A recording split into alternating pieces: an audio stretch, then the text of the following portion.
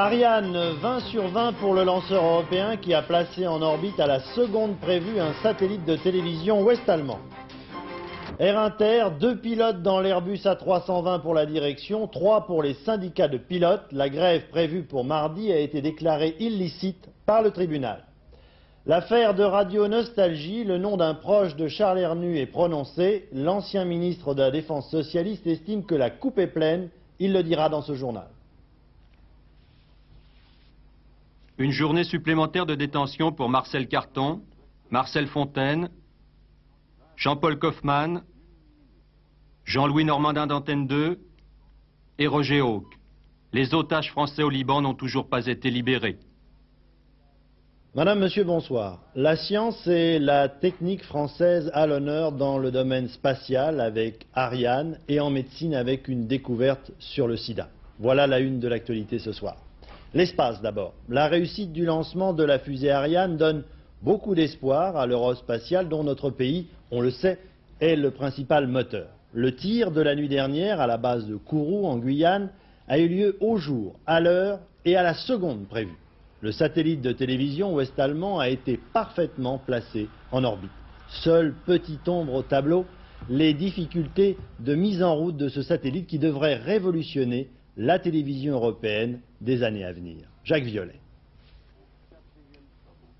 Attention pour le décompte final. Pour le décompte final. 3, 2, 1, feu.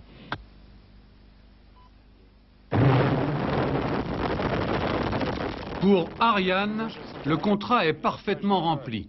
En 21 minutes et 28 secondes, satellite livré à sa place. La fusée européenne peut, avec des tirs comme celui-ci, espérer prendre la moitié du marché mondial des lancements de satellites d'ici l'an 2000. Seule fausse note dans ce lancement, le satellite. Les techniciens allemands n'ont pas réussi à déployer l'un des 2 panneaux solaires. Des opérations pourtant répétées 100 fois avant le lancement, sur Terre. Télécommandée depuis le sol, cette ouverture est un problème mécanique, peut-être un simple ressort coincé. Pour l'instant, pas de panique, on va essayer à nouveau dans quelques jours, peut-être en exposant le côté défectueux au soleil pour le réchauffer. Théoriquement, TVSAT sera rejoint par 3 autres satellites identiques, un 2e allemand et 2 français complétant le programme. TDF-1, lancé au printemps 88, la décision de lancer TDF-2 sera prise prochainement, le gouvernement français désirant un financement privé pour la suite. C'est l'avenir de la télévision directe européenne qui est en jeu. Si tout va bien, à partir de février 88, les Allemands d'abord, ensuite plus de 100 millions d'Européens pourront recevoir des émissions de télévision directement chez eux, dans chaque foyer, avec une petite antenne d'environ 50 cm. Après les paris technologiques, les grands enjeux culturels. Après les techniciens de l'espace, des médecins français à l'honneur donc. La recherche contre le sida, vous le savez, fait l'objet d'une course scientifique dans le monde, avec aussi en arrière-plan des retombées commerciales. C'est le professeur français Guy Montagnier qui avait le premier isolé le virus, et c'est encore lui, par l'intermédiaire de l'une de ses équipes à Strasbourg, qui vient de découvrir une protéine qui pourrait empêcher, il faut encore employer le conditionnel, le réveil du virus du sida chez les séropositifs, autrement dit les personnes touchées par la maladie, mais qui ne l'ont pas encore développée. Daniel Duigou.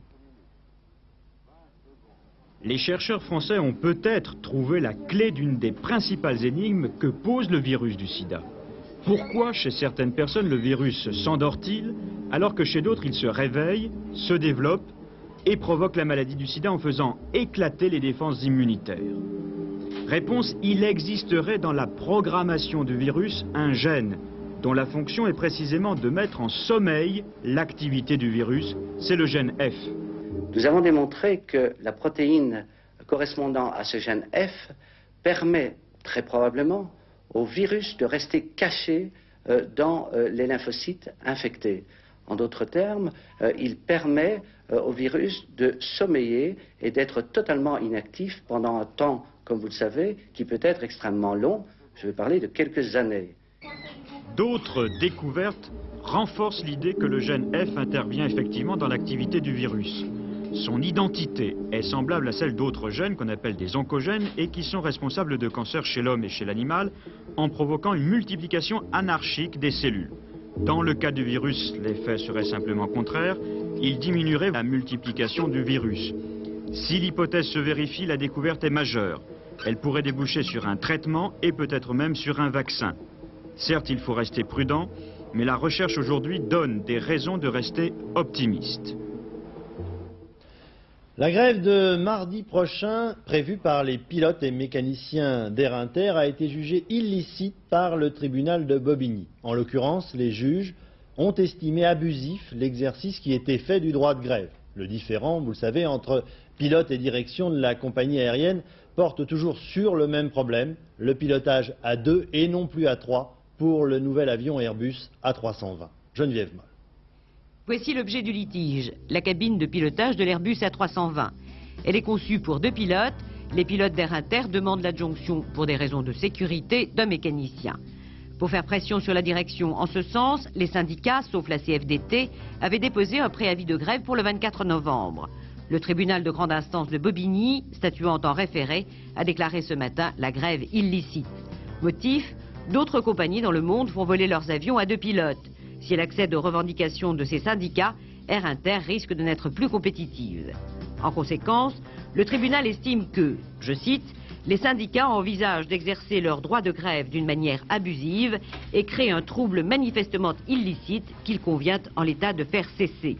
Ce jugement, comme celui du tribunal de Créteil en juillet dernier sur la même affaire, peut être interprété comme une remise en cause du droit de grève. Les arguments qui sont pris, avancées technologiques, concurrence internationale, compétition, mais ils peuvent s'appliquer à tout mouvement revendicatif.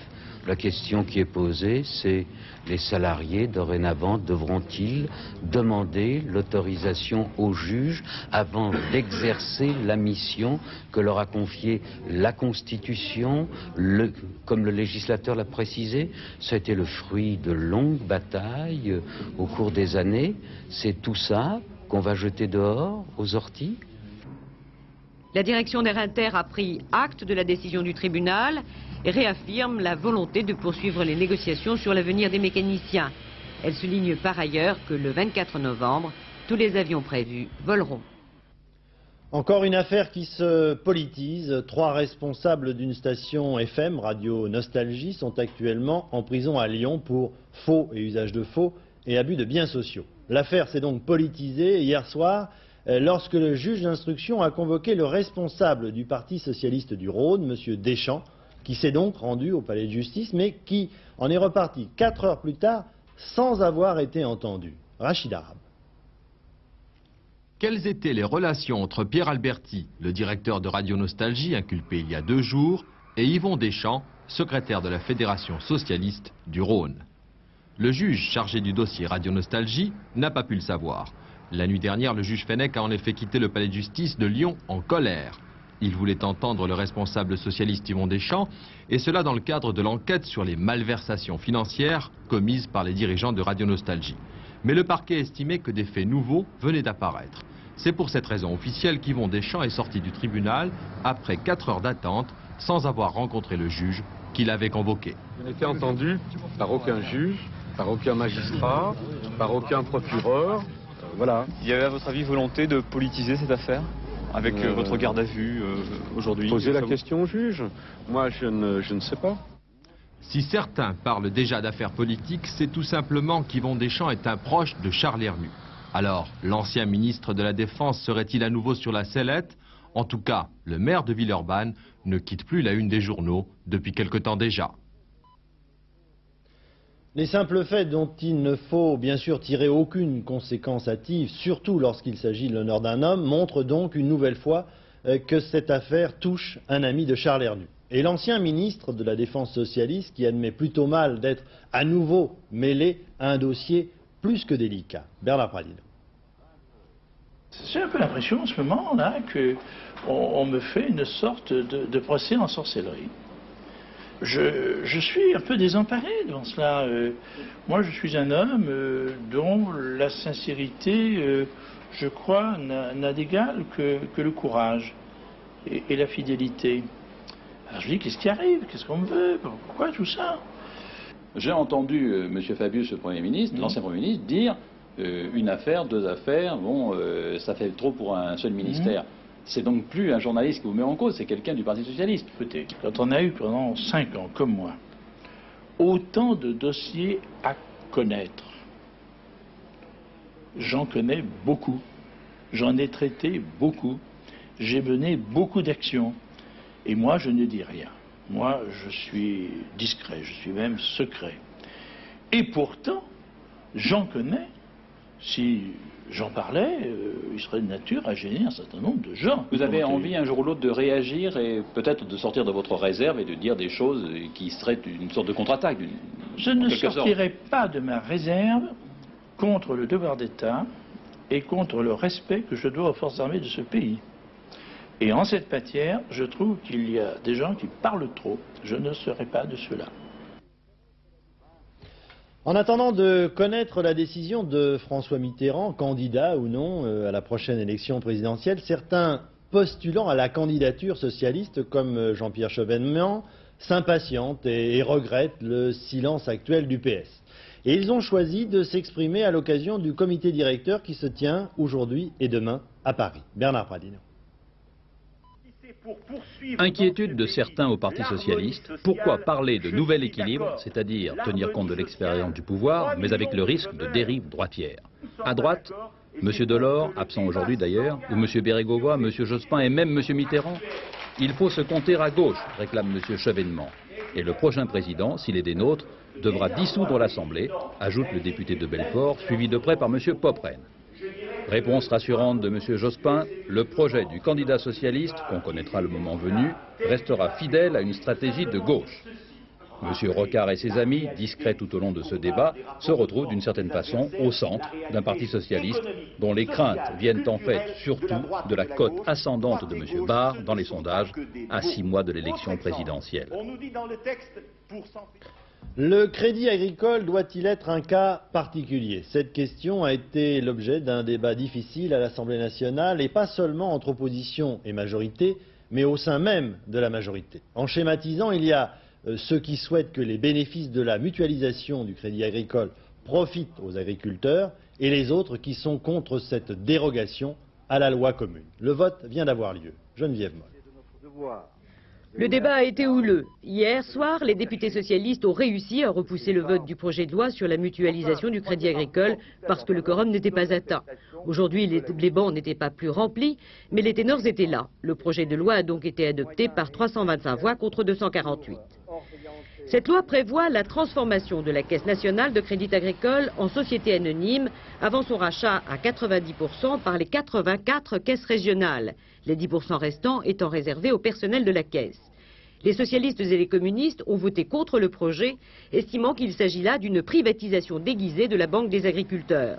Le principal point d'achoppement a été la destination des 6 à 10 milliards de francs issus de cette mutualisation, fonds qui devraient entrer dans le compte spécial des privatisations. Que le prix de la Caisse nationale serve au moins aux agriculteurs et qu'ils reviennent en particulier pour faire une opération de désendettement des agriculteurs en difficulté et pour aussi financer de la modernisation de l'agriculture.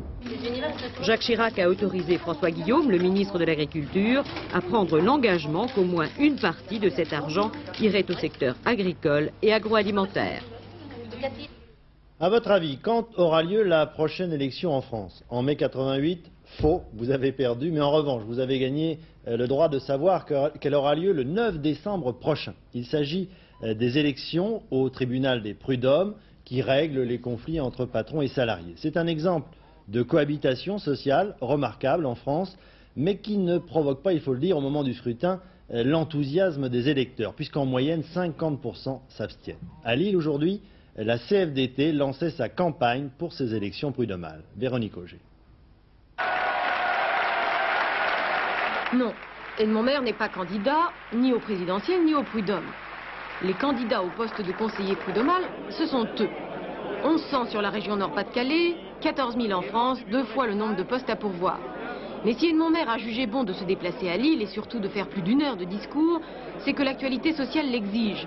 Pour la CFDT, le jugement de Bobigny est une brèche dans laquelle le patronat va s'engouffrer.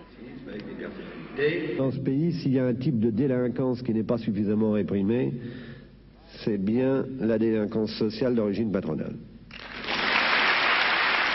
Notre objectif n'est pas de mettre en prison le maximum de chefs d'entreprise possible, il est de faire en sorte que les patrons respectent pleinement les libertés syndicales dans ce pays. Il faudra bien que les patrons se mettent à jour avec leur temps et deviennent enfin des démocrates. Edmond Maire a quand même rappelé à l'ordre les syndicalistes. Pas de bataille entre les syndicats, éviter tout parasitage politique, être beaucoup plus proche des gens. Manifestation cet après-midi à Castres après le meurtre d'un Algérien par 2 parachutistes. C'était au début de cette semaine. Thierry Calmette. Il avait une sale gueule. C'est le prétexte invoqué par les 2 parachutistes du 8e RPIMA pour le meurtre de Senoussi Bouchiba mardi dernier. Ce crime raciste a secoué la population de Castres. Ce matin, plus de 1500 personnes ont défilé en ville, dans le calme. Tous, quel que soit leur âge ou leur origine, proclament leur indignation. Ça dépasse les limites maintenant. C'est pas parce qu'il a les cheveux bouclés et qu'il a le thémat que bon, il a les mêmes droits de vivre que nous. C'est horrible ce qu'ils ont fait, surtout quand le port il était Sainte-Néface. Et en plus, à 2 ils y sont allés. C'est dégueulasse quoi. La manifestation n'avait pas l'autorisation de défiler devant la caserne du 8e RPIMA où les militaires sont toujours consignés. Alors les manifestants et les élus municipaux sont allés fleurir l'endroit où Senoussi Bouchiba est tombé sous les coups de couteau. La démonstration s'est achevée dans le calme. Les 2 parachutistes inculpés d'homicide volontaire demeurent incarcérés à la prison d'Albi. La police confirme, c'est bien Max Frérot, le spécialiste en explosifs des terroristes d'Action Directe, qui a été aperçu jeudi dernier dans un parking du 15e arrondissement à Paris. Il s'est trouvé face à face avec 2 vigiles. Il en a blessé un d'un coup de revolver avant de réussir à prendre la fuite. Dans l'affaire du rapt de la petite Mélodie en Espagne, la coopération entre les polices françaises et espagnoles a permis l'arrestation à Paris de 5 personnes qui feraient partie du gang international qui avait mis au point cet enlèvement qui s'est heureusement bien terminé. D'autres arrestations pourraient avoir lieu. Luigi Facchinetti, ce redoutable gangster italien qui le 18 octobre dernier avait tué un gendarme et un douanier français à la frontière franco-suisse, a été à son tour abattu dans la région de Brescia par des policiers italiens, et cela au terme d'une course-poursuite en voiture. Dans le coffre du véhicule de Facchinetti, on a découvert un véritable arsenal. Agnès Poirier. Hold-up, meurtre, évasion, Facchinetti était recherché par toutes les polices de Suisse, de France et d'Italie. Mais hier soir, une fusillade éclate à Brescia, dans le nord de l'Italie, entre des policiers et les occupants d'une voiture qui tentent de s'enfuir. Pierluigi Facchinetti est tué sur le coup. Son complice, grièvement blessé, et dans la voiture, on retrouve un véritable arsenal. On le soupçonne d'être l'auteur du hold-up sanglant qui avait coûté la vie à 3 personnes en septembre dernier au club Le Topless à Pigalle. Il était recherché également pour la fusillade au péage de Viry en Haute-Savoie au mois d'octobre. Un douanier et un gendarme avaient été tués. Considéré en Suisse comme l'ennemi public numéro 1, Facchinetti faisait parler de lui pour ses hold-up, mais aussi pour ses évasions à répétition des pénitenciers suisses.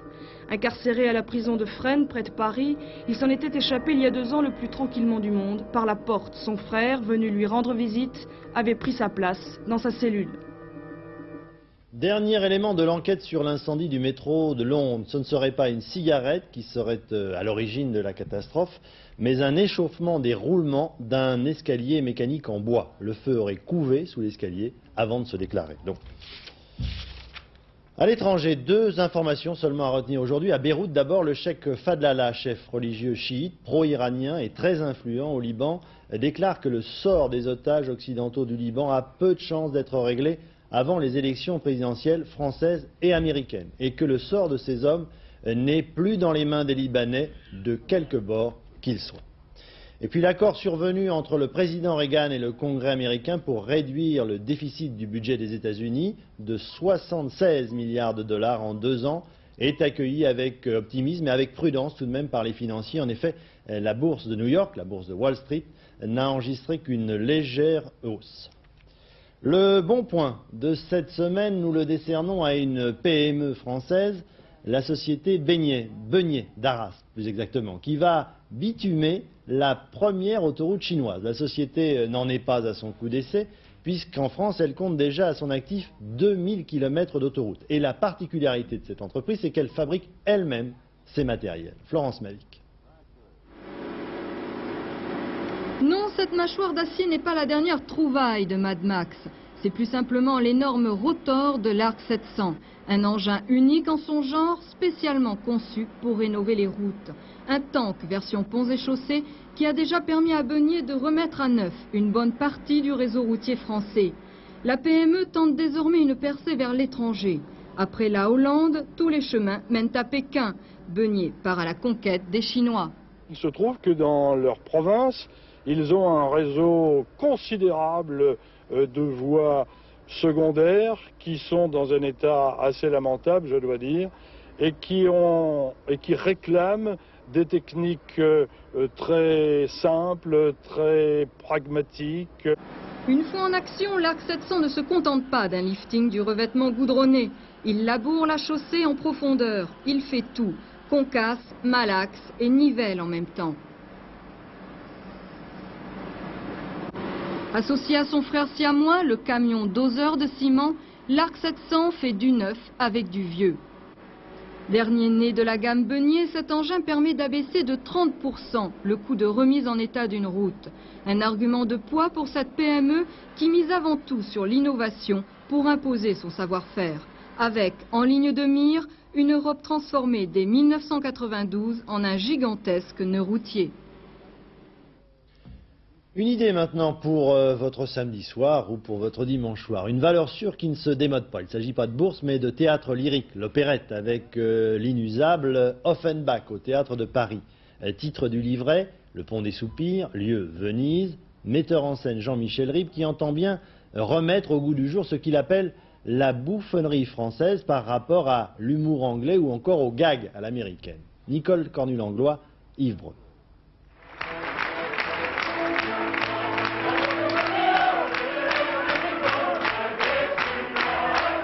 Paris gagné pour cette équipe qui fait triompher aujourd'hui encore l'opéra bouffe grâce aux atouts classiques d'Offenbach, le couple qui vocalise,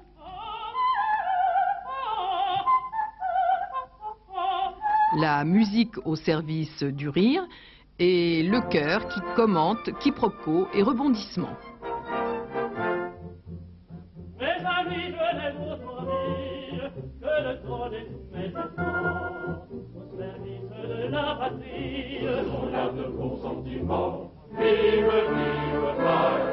Avec en plus le délire décapant d'un metteur en scène qui n'a peur d'aucun effet ni d'aucun excès et qui redonne vie à Venise.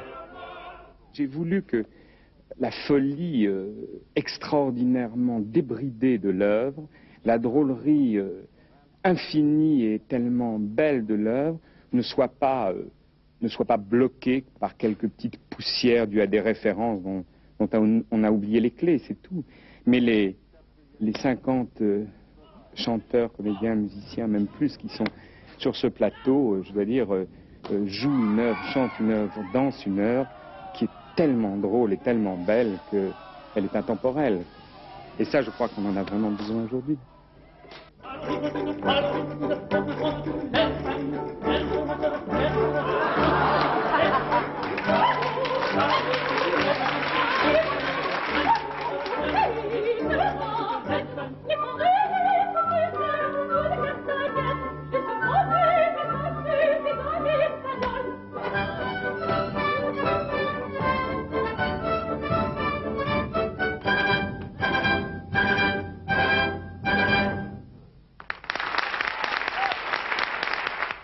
Le sport maintenant avec juste un rappel. Le Français Fabien Canu, champion du monde de judo, et puis Brigitte Dédier, médaille d'argent toujours au championnat du monde de judo. Et puis en tennis, dans le Masters féminin à New York, Navratilova a été battue en quart de finale par l'Argentine Sabatini. Et au classement des joueurs français, Yannick Noah, malgré sa blessure, reprend la première place à Henri Lecomte. Les résultats du tiers C d'aujourd'hui maintenant qui vont s'inscrire sur votre écran. Pour gagner, il fallait jouer le 6, le 11 et le 12. Et puis maintenant, les pronostics de demain. Pierrette Bresse a choisi le cadre du Salon du Cheval. C'était approprié à la porte de Versailles. Le pur sang arabe étant l'ancêtre du pur sang anglais, eh bien j'ai choisi de vous donner mon pronostic depuis le Salon du Cheval où se déroulent actuellement les journées internationales du pur sang arabe dont le championnat du monde aura lieu lundi prochain. Tiercé donc demain après-midi à Auteuil dans le prix Prince des Coins. Il s'agit d'une course de haies à handicap réservée aux chevaux âgés de 5 ans et plus. Ils seront 15 à prendre le départ de ce tiercé. Ce sont tous des spécialistes des haies, ils devront en sauter une douzaine d'ailleurs. Aussi dans le pronostic que je vous propose maintenant, eh bien j'ai choisi de faire tout d'abord confiance aux favoris. Alors, en tête de ma sélection, j'ai choisi de mettre Perceval et Sef, le numéro 7, suivi de Tresport, le numéro 4, Don Caldoun, le numéro 1, Iman du Tenu, le 11, Ordic, le numéro 2, Grand Vizier, le numéro 10, Gamboy, le 5, et Tenry, le numéro 8 pour terminer. Je répète leur numéro, 7, 4, 1, 11, 2, 10, 5 et 8. Voilà, et tout de suite, la météo. José. Eh bien, nous aurons droit à un avant-goût de l'hiver, Daniel, demain, avec, écoutez plutôt au programme, une baisse des températures, beaucoup de nuages, de la pluie et de la neige. Alors, c'est une perturbation qui nous vient du nord et qui sera la grande responsable de toute cette agitation. Donc, résultat demain, cette perturbation sera à la mi-journée sur les 3/4 du pays, c'est-à-dire sur la Vendée, si je peux avoir la carte, la Vendée, l'Aquitaine, les Pyrénées, mais aussi les Alpes, Champagne-Ardenne. Donc voici cette zone qui demain sera couverte de nuages. Et il y aura aussi de la pluie, de la neige à partir de 1000 mètres. En revanche, il fera beau dans le midi et il y aura un clin d'œil du soleil sur le nord-ouest dans l'après-midi. Les températures sont en baisse, vous allez le voir, 7 degrés à Nancy et à Dijon. Sur la moitié sud, 6 degrés seulement à Grenoble et à Lyon. Et demain, dimanche 22 novembre, ce sera la fête du Christ roi, institué par le pape Pie XI pour symboliser le jour où le Christ sera roi de l'univers. Voilà, et avant de nous quitter, juste une petite publicité pour l'émission qui suit. Champs-Élysées avec ce soir un plateau éblouissant puisque l'invité principal est Michel Sardou, qu'il y aura également un hommage aux Beatles et qu'il y aura également Birgit Nielsen, c'est l'ex-madame Stallone qui en a sûrement eu assez de son intellectuel de mari. Et puis tout à l'heure, en fin de programme, un garçon qui est pas mal non plus, c'est Philippe Gassot qui vous présentera les dernières informations. Bonsoir, excellente soirée, à demain 13h.